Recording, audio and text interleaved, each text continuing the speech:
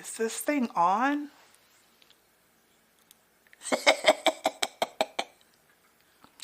I know how to use a camera. Stop playing with me. Y'all don't even know how, after all these months, after all these here months, how I forgot how much work it takes to set this situation up.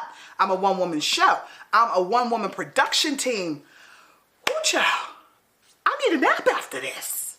A whole nap. Hey y'all, I am Maxine and this is the Book Nook.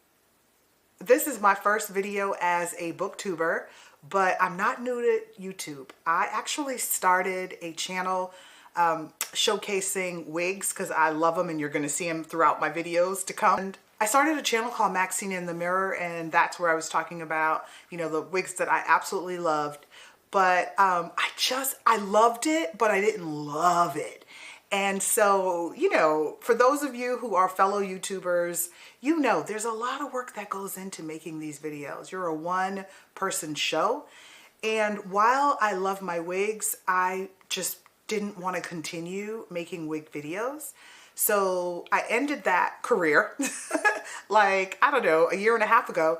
And I just kind of sat back and let my thoughts percolate and figure out, what do I want to do next? Because I knew that I still wanted to be in front of the camera.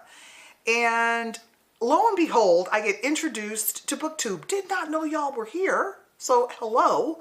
And spent the last year watching BookTube and realized, ding, ding, ding, this is what I want to do. Because I always want people to talk to about the books that I love. I have very few, and I mean very few, friends who read as voraciously as I do. And so I don't have people who, you know, really want to talk about books and geek out the way that this book community geeks out. And so anyway, when I found it, I was just head over heels in love, watching videos from so many people. And eventually, you know, I'll start naming those folks that I love. But yeah, I just thought, you know, I want to get into this space. And so actually, this is a great segue into my first of 10 plus bonus question, newbie tags, because the first question that I wanted to actually respond to is, why did you start a BookTube? I started a BookTube because I've been a lifelong reader my whole life. I started reading at the age of 3. And books have been such a huge part of my existence. And as a seasoned reader, you know, I'm over 50. And as a Black woman, I'm not finding very many booktubers in my demographic.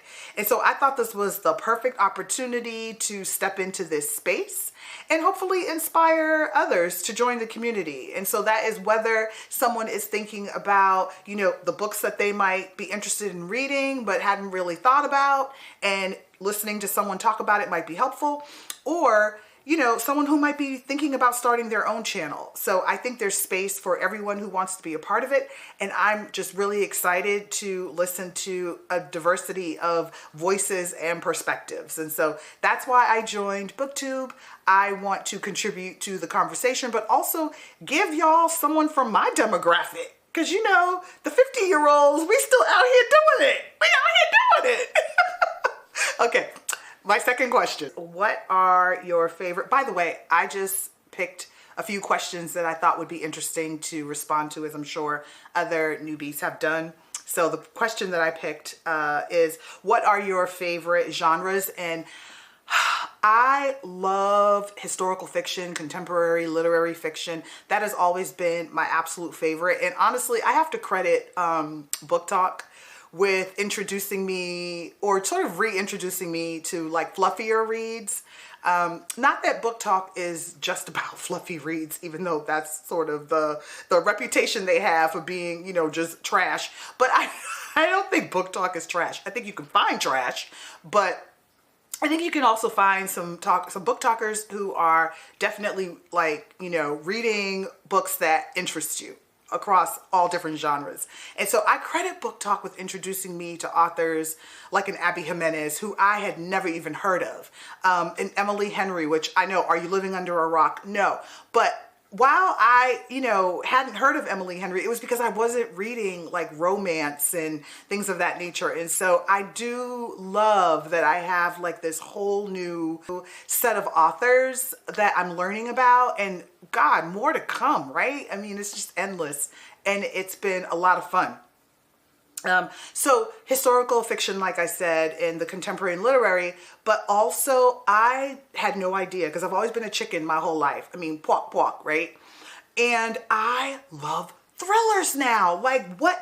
So I gotta admit, like, I'm not big on Frida McFadden, although I did love Never Lie. That was my first Frida McFadden. No, am I telling the truth? Was Never Lie? Yes, Never Lie was my first Frida McFadden book. And thanks to Book Talk. And I fell in love with that book. And I thought, oh my gosh, Frida McFadden, she's going to be like an auto-buy author. If this is how she's coming out the gate, fine. Well, I didn't think that she came out the gate like that on some others. And so not really my cup of tea, but that's okay. That's okay. Also, occasionally romance. It's not what I reach for all the time, but sometimes it is a lot of fun and I do enjoy it. So that's another genre. And then recently, this year, again, thanks to BookTube and Book Talk, I realized that my inner science nerd is alive and kicking. If you would have told me 3 years ago, 5 years ago, 10 years ago, that I would be down for science fiction, I would have been like, pisha, nonsense. I spit on that. But no, oh my gosh, I absolutely like it. I only read 3 books that are considered science fiction. So I guess maybe I can say I love it. I read Dark Matter, which, was so good. I had no idea that it was being turned into a TV show. So that was kind of like cool, even though I'm not big on watching adaptations. That's just my personal preference. And then I read The Passengers, John Mars. That was outstanding. And then I just read Hail Mary, Andy Ware. Oh my God, that book was so good. So I was like, oh, look at me becoming a science fiction nerd. So that's what I mean about like being introduced to genres that I didn't think would be of interest to me. And here I go, like, down that rabbit hole with science fiction and with thrillers. So super dope, super dope. Okay, third question. That was kind of long. Let me try to pick it up a little bit.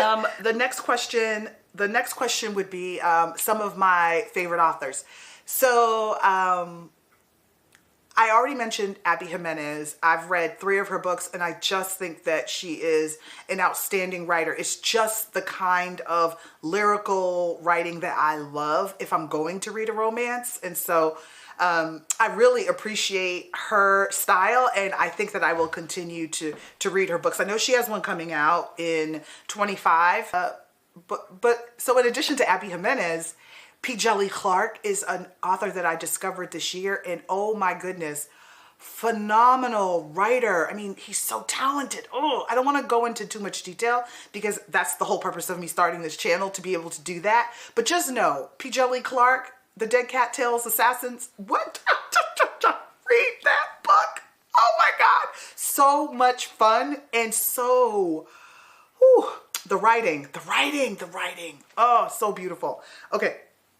Another author that I really love, Tiffany D. Jackson. She's a young adult author. That's another genre that I've got introduced to over this last year.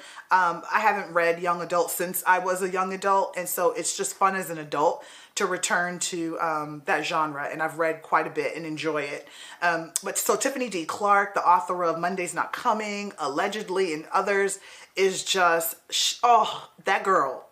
She knows how to write something that's going to rip your whole soul out, and I'm here for it. And of course, I mean, there were several others, but so that this question doesn't go on for 10 minutes, I'd be remiss if I were to answer this question and not mention the Kennedy Ryan. Oh my God!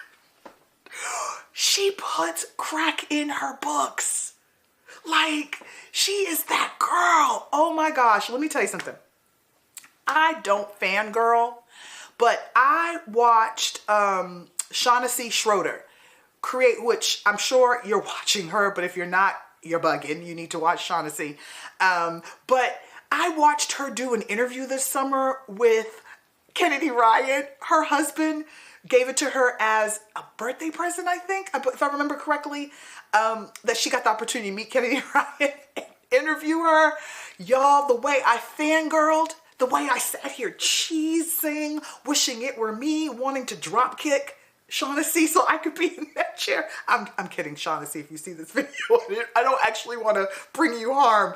But man, was I jealous, but in the best way possible. And it was a phenomenal interview. So you really got to go look for that, that video where she interviews Kennedy Ryan. But all this to say, Kennedy Ryan is that girl. I absolutely cannot wait for, I think it's Can't Get Enough. All right, next question. What are my favorite and least book tropes? I know that I love slow burn.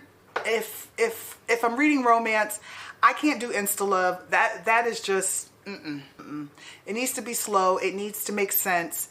I need to see the characters, you know, learn each other and fall in love with each other. And then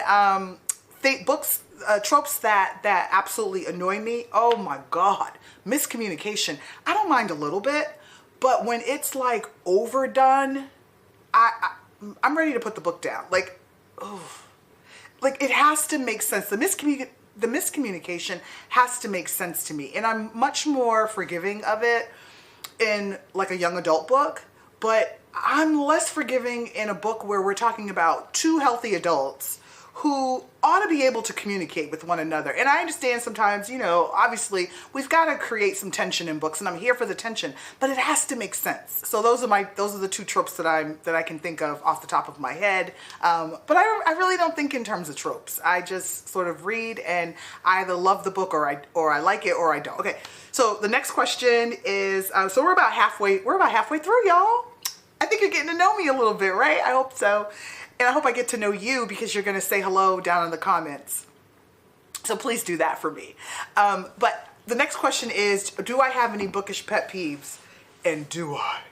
Ooh, do I?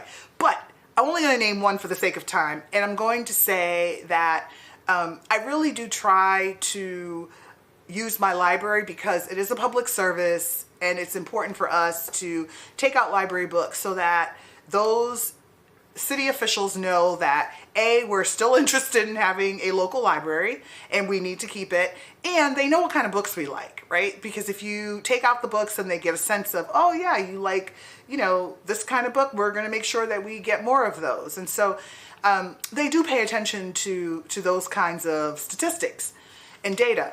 So that's really important. So when I do take out a library book, though, I'm not expecting it to be pristine. Do I love a pristine book? Absolutely. But those are my books that I've purchased. I keep my books pristine. I've come to realize that, you know, a library book might be a little bit used, a little bit messy, and that's fine. What I can't stand, the pet peeve, is when there's food stains in the book, right? That is so flippin' nasty. Oh my goodness. I had a book recently, matter of fact, over the summer, where, I mean, it was like a different stain every few pages. One was clearly like Cheetos, right? It was literally the orange stain. And then one looked like grease. And so I was like, you eating chicken? Like, you eating fried chicken while you're reading this book? Like, I'm not mad. Get down with the get down. But how about you put the book down, eat your food, wash your hands, and get that grease off your fingers? Like, oh, that made me so mad. I couldn't even finish the book, because at that point I just got grossed out, because it was Cheeto stains and then some kind of grease. And I was like, yeah, I'm good. I'm good. And I think, if I'm not mistaken, I went and bought the book, which gave me an excuse to go back to the bookstore. So, you know, I wasn't completely upset. But those are the things that annoy me. Dirty books from the library. Doesn't happen all the time, though. Doesn't happen all the time, but when it does, it's pretty nasty. Okay, next question. Most surprising book you've ever read? So I think I'm going to have to say the last book I read, which was Hail Mary by Andy Weir.